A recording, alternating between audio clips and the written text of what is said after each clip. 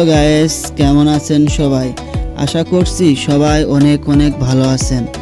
আজকের ভিডিওটিতে থাকছে বাংলাদেশের সুপারস্টার শাকিব খানের বহুল প্রতীক্ষিত রাজকুমার মুভির রোমান্টিক একটি গান, যা ইতিমধ্যেই ছড়িয়ে পড়েছে নেট দুনিয়ায়। হিমেল আশরাফ শো তার টিম আশা করছে যে এই ছবিটা প্রিয়তমাকে ছাড়িয়ে যাবে।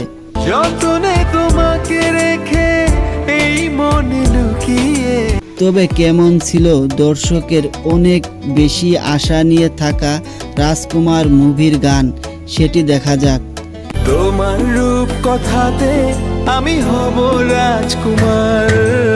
গানটার ভালো দিক হচ্ছে শাকিব খানকে অনেক বেশি প্রাণবন্ত এবং অনেক ইয়াং লেগেছে, এবং গানটা প্রিয়তমা গানের মতোই 4 ঘন্টায় ফেসবুকে 1 মিলিয়ন ভিউ হিট করছে। তোমার রূপ কথাতে আমি হব রাজকুমার, যেটা খানিকটা প্রিয়তমার মতোই সাফল্যর আভাস দিচ্ছে। তবে গানটাকে ঘিরে রয়েছে কিছুটা কথাবার্তা, যেমন গানটা নাকি অনেকটাই মিল পাওয়া যায় শাকিব খানের আগের মুভি প্রিয়তমা মুভির গানটার সাথে। তোমাকে জানিয়ে দিলাম ও প্রিয়তমা। এবং গানটার সম্পর্কে শাকিব খানের দর্শকদের ছিল মিশ্র প্রতিক্রিয়া। চলুন দেখে আসা যাক।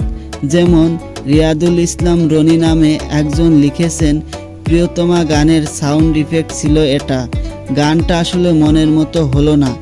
এই গানটা বালাম ভাইকে ছাড়া অন্য কাউকে দিয়ে গাওয়ালে ভালো হতো। এই কোরিওগ্রাফিতে আরও হাইফাই গান ডিমান্ড করে। তেমনি আরও অনেক ভক্তকে বলতে শোনা গিয়েছে যে নায়িকার অভাব লাগছিল পৃথিবীতে। সত্যি কথা বলতে গানে নায়িকা একদমই লিপসিং করেনি।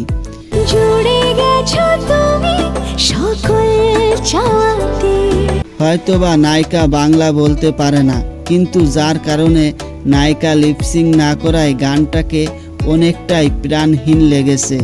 নায়িকা গানের সাথে লিপসিং করলে তার কেমিস্ট্রি হয়তো শাকিব খানের সাথে আরও অনেক ভালো লাগতো, যেমনটা লেগেছিল ইধিকা পাল এবং শাকিব খানের কেমিস্ট্রি।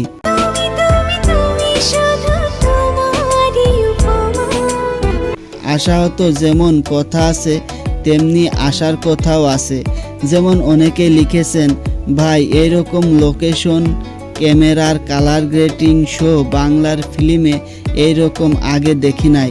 গানটা দেখার সময় মনে হলো যেন বলিউডের কোনো গান দেখছি। আমার রূপ কথাতে তুমি হবে রাজকুমার। রাজকুমার ছবির জন্য অবশ্যই অনেক অনেক শুভ কামনা রইল, এবং দর্শক হিসেবে গানটি কেমন লেগেছে অবশ্যই জানাবেন। আজকের ভিডিওটি এই পর্যন্তই। যারা এখনও আমাদের চ্যানেলটি সাবস্ক্রাইব করেননি অবশ্যই সাবস্ক্রাইব করবেন। আল্লাহ হাফেজ।